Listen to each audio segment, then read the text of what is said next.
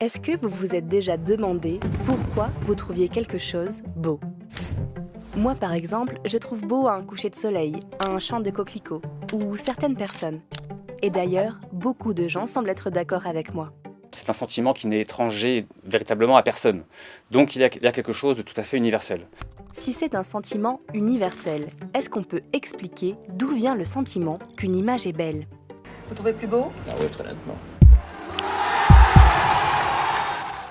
Je ne suis évidemment pas la première à me poser cette question. Et des mathématiciens tentent depuis des millénaires de définir l'harmonie qui serait à l'origine de la beauté. Il y a 2300 ans, le mathématicien Euclide se questionnait déjà sur les proportions parfaites. Il a mis en avant une proportion utilisée en géométrie comme base de construction de plusieurs formes. Prenez ce segment par exemple. Divisez-le en deux parties inégales. Si la proportion est la même entre la petite et la grande partie et le tout, alors ces proportions sont dites idéales.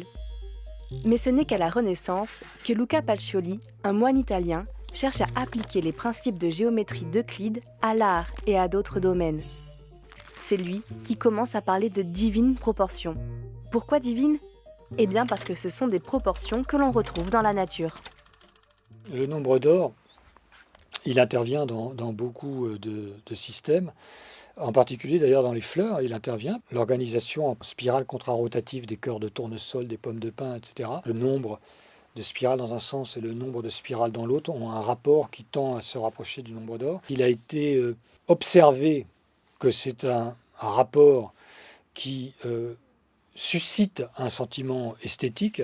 Ce nombre, qui est l'expression d'un rapport de proportion, est érigé en théorie esthétique. Il est même utilisé par Léonard de Vinci dans la réalisation de son Homme de Vitruve, aux proportions parfaites. C'est lui qui évoque le premier une section dorée, qui donnera son nom plus tard au nombre d'or. Mais même si l'idée est séduisante, elle ne suffit pas à expliquer la beauté. Déjà parce qu'il y a plein d'autres choses dans la nature qui ne sont pas soumises à ces proportions et que l'on peut quand même trouver belles. Mes coquelicots, par exemple, n'ont rien à voir avec les proportions du tournesol. Et d'ailleurs, pourquoi sommes-nous si nombreux à trouver les fleurs belles? Tout se passe comme si la nature nous envoyait un signe, elle nous flèche, elle nous donne des flèches. La beauté, c'est aller vers ce que vous trouvez beau, c'est ce qui sera bon pour vous. Donc tel visage, vous le trouvez beau parce qu'en fait, il manifeste de la santé, une grande fertilité, une bonne adaptation à l'environnement. Et donc la beauté, le sentiment de beauté fonctionne chez nous un peu comme un fléchage vers ce qui est bon pour notre adaptation, bon pour la reproduction d'espèces, etc., etc. Cette idée se confirme même en art d'après les recherches d'artistes russes dans les années 90. Le tableau idéal pour une majorité de la population représente un éventail de nos besoins en tant qu'Homo sapiens. Un ciel bleu, de l'eau, un refuge, des cachettes, des êtres humains, des animaux. Mais encore une fois, on trouve beaucoup d'autres choses très loin de cette image d'Épinal. On peut trouver beau aussi quelque chose qui est déstructuré, un terrain vague, un chantier. On va trouver beau dans un terrain vague, un chantier, un son qui va être déstructurant ou qui va casser une harmonie justement. C'est qu'on aspire à la fois à l'harmonie et à la disharmonie. Et en fonction de notre personnalité, l'absence d'harmonie ou le fait de rompre une harmonie peut nous faire jouir également. Comment peut-on trouver belles des choses qui semblent à l'opposé? Eh bien, c'est qu'évidemment, le cerveau humain est assez complexe et qui laisse aussi notamment la beauté et le plaisir. Un des systèmes impliqués dans notre cerveau est le système dopaminergique. La dopamine étant directement liée à nos émotions, nos envies, nos désirs et notre sentiment de satisfaction. Le cerveau fonctionne comme un petit univers en miniature, en fait. Donc ce qui est très étonnant, c'est qu'on soit capable, à l'intérieur de notre cerveau, de se forger des images mentales dynamiques qui nous permettent de se construire une image du monde, un paysage mental. On est capable de reconstituer dans le cerveau une sorte de réalité virtuelle qui est dans notre cerveau.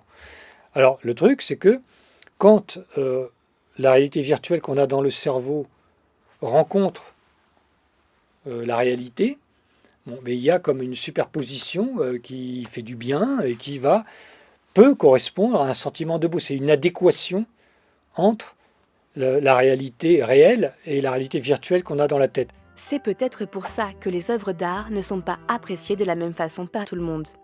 Car nos attentes sont différentes selon notre vécu, notre époque, nos goûts, nos connaissances. Chaque civilisation a eu ses propres normes et ses propres étalons. Tous les critères sont relativisés par le flux de l'histoire. Sous l'Ancien Régime, par exemple, la peau blanche permettait à l'aristocratie de se distinguer des paysans qui travaillaient sous le soleil. Alors qu'au début du XXe, le soleil, c'est la santé. On prescrit des séances de sanatorium, du sport en plein air et des congés au soleil. Et le teint hâlé est depuis assimilé à la beauté. Il existe des dizaines d'exemples sur cette évolution des critères de beauté. Effectivement, la beauté, on pourrait dire, c'est quand une attente se trouve comblée, se trouve satisfaite dans une perception visuelle ou auditive. Une attente qui peut être particulière à un individu ou qui, en moi, correspond à quelque chose qui est beaucoup plus large que moi, qui peut être lié à ma culture, à mon époque, à ma condition humaine en général. Mais quand cette attente rencontre dans le monde quelque chose qui la comble, qui la satisfait, eh bien, le sentiment du beau me saisit à ce moment-là. Mais alors, quelles attentes je peux avoir devant un coquelicot ? En y réfléchissant bien, c'est peut-être lié à une envie de reconnexion avec la nature, ou alors à mes aspirations de grandes vacances, annoncées dans mes souvenirs d'enfance par l'éclosion des coquelicots en mai-juin. Et pour vous, à quoi correspond au fond ce que vous trouvez beau ?